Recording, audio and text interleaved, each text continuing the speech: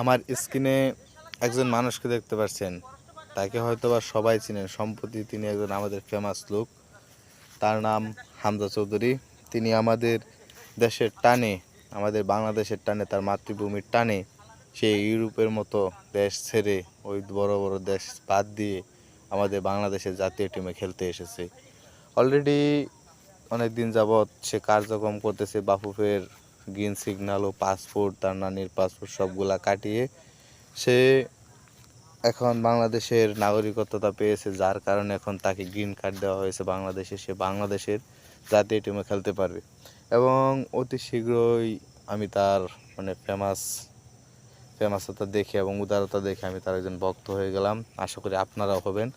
যেখানে আমাদের দেশের মার্কেট ভ্যালুর যেগুলা তার অর্ধেকের সমতুল্য নয়, আমাদের পুরো মার্কেট ভ্যালু বাংলাদেশের জাতীয় টিমের, যেখানে হামজা চৌধুরী জয়েন করার পর আমাদের বাংলাদেশ জাতীয় টিমের, ফুটবল জাতীয় টিমের মার্কেট ভ্যালু প্রায় 7.88 মিলিয়ন ইউরো মনে হয়, এরকম সম্ভাবনা, যা দক্ষিণ এশিয়ার মধ্যে সবচেয়ে বেশি অর্জন করেছে। তার জন্য ইন্ডিয়া, শ্রীলঙ্কা সবগুলাই, পাকিস্তান সবগুলাই বাংলাদেশ জাতীয় টিমের চেয়ে পিছিয়ে আছে মার্কেট ভ্যালুতে, যার কারণে বাংলাদেশের শেয়ার মার্কেট সবগুলোর দাম অনেক বেড়ে গেছে একদিনেই।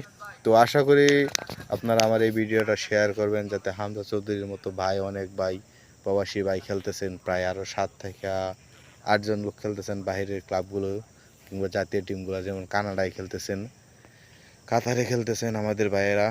আমরা আশা করি ভাইয়েরাও আমাদের মতো, আমরা ভাইয়াদেরকে চেয়ে আছি, ভাইয়েরা আমাদের আশাটা রাখবেন এবং যারা ভাইয়েরা বাইরে করতেছেন সব ভাইয়েরা আমাদের দেশের জন্য চলে আসবেন এবং আমাদের জাতীয় টিমের জন্য খেলবেন, যার কারণে আমাদের জাতীয় টিমটা অনেক দিন ধরে ব্যাক পোহাতে হচ্ছে।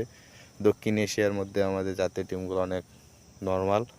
যদি হামজা চৌধুরী ভাই এবং তারেক কাজী, লিটা কিংসলি থাকার সত্ত্বেও আরও 2-1 জন লোক অচিরে প্রয়োজন।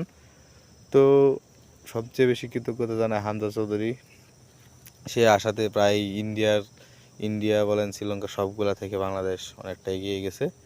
তো আপনারা আমার এই ভিডিওটা ভালো লাগলে একটা কমেন্ট করে যাবেন এবং হামজা চৌধুরী ভাইয়ের প্রতি সবাই কৃতজ্ঞতা থাকবেন, কারণ এই ইংলিশ প্রিমিয়ার লিগগুলোতে ঢুকলে হামজা চৌধুরীর এতে ঢুকলে ওর ন্যাশনালিটি এখন বাংলাদেশি দেখাচ্ছে।